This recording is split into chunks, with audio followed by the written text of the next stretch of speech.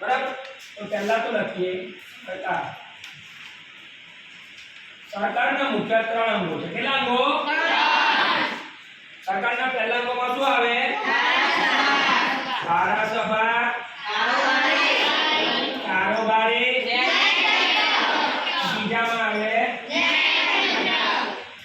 ન્યાયતંત્ર સરકારના 3 અંગો પરીક્ષામાં પૂછાય ધારાસભા કારોબારી અને ન્યાયતંત્ર એમાં ધારાસભા શું કામ કરે છે તો ધારાસભા આપણા દેશના કાયદાઓ બનાવે છે એ કાયદા બને શું બને કાયદા કો અથવા નિયમો કો એ ક્યાં બને આપણા દેશમાં એને લાગુ કરવાનું કામ કોણ કરે કારોબારી કાયદાને અમલ કરાવવાનું કામ કોણ કોઈ ચાલે અને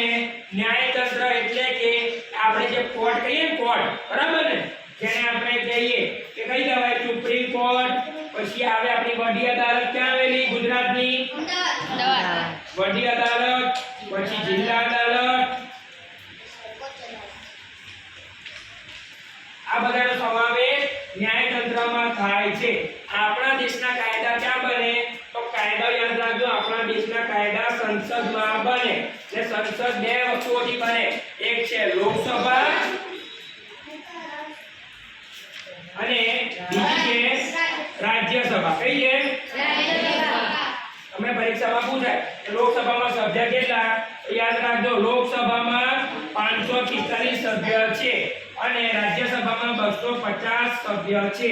પરંતુ 545 સભ્યમાંથી બે સભ્યોને એંગ્લો ઇન્ડિયન હતા જેમને બાદ કર્યા એટલે અત્યારે આપણી લોકસભામાં 545 માંથી 543 સભ્યો રહેલા છે